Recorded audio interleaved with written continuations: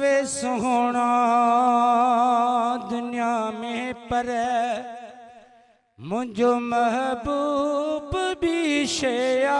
अल्लाह सवे सोहना दुनिया में पर मुझो महबूब भी शया भले बिजलियों नील तजलियों भले बिजलियों नील तजलियों जानब झलका वे भी शया अल्लाह सवे सोहना दुनिया में पर मुझो महबूब भी शया अल्लाह सवे सोहना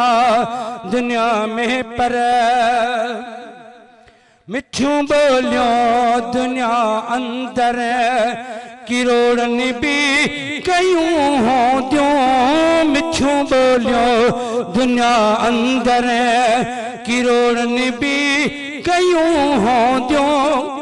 मगर महबूब मिठड़े जी मगर महबूब सुखुरल जी गोया गुफ्तार भी शया अल्लाह सवे सोहना दुनिया में पर मुझो महबूब भी शया अल्लाह सवे सोहना दुनिया में पर खथुरियों खोड़ खुशबू हूँ मुझो अतर अब रखा भी खथुरियों खो खुशबू हूँ मुझो अतर अब रखा भी प्रिय वारे पसीने जी मदनी वारे पसीने जी वाह बिकार भी शया अल्लाह सवे सोहना दुनिया में पर मुझो महबूब भी शया अल्लाह सवे सोहना दुनिया में पर बगल बिल्कुल थुभाया मां आगे मेरा जो मुझे ले बगल बिल्कुल थुभाया मां आगे मेरा जो मुझे ले भले कोई कफर कोठी भले कोई कफर कोठी सजन जो दीदार भी शया अल्लाह सवे सोहना दुनिया में पर मनकबत जला जनाब कारी माता वाली साहब मनकबत पेश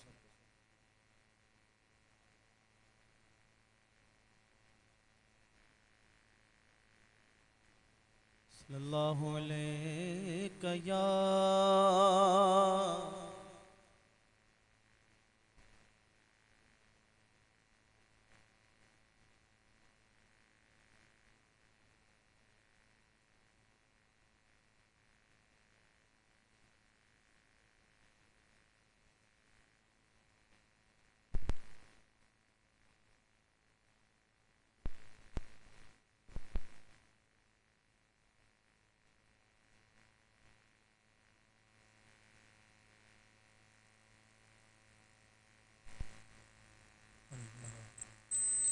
अल्लाह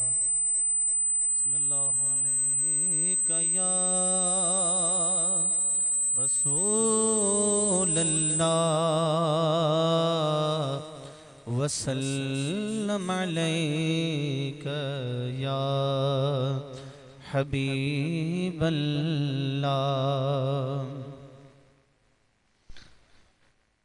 दुनिया जा दिल बर हजारे होंदा दुनिया जा दिल बर दुनिया जा दिल बर हजारे होंदा असां जो दिल बर सजन साईया दुनिया जा दिल बर हजारे होंदा असां जो दिल बर सजन साईया खुदा नबिया ऐ संदन बचन जो खुदा नबिया ऐ संदन बचन जो दस्यो सिधो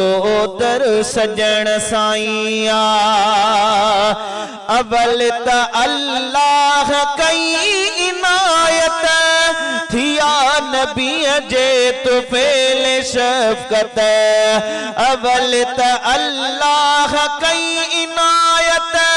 थी आ नबी जे तू फेल शफकत उठी असां ते रूहानी रहमत उठी असां ते रूहानी रहमत आयो सुखन बर सजण साईं दुनिया जा दिल बर हजार हूंदा असां जो दिल बर सजण साईं असां जो दिल बर सजण साईं हजार ईदों आयूं बियूं अफजल खुदा जा एहसान भायूं पल पल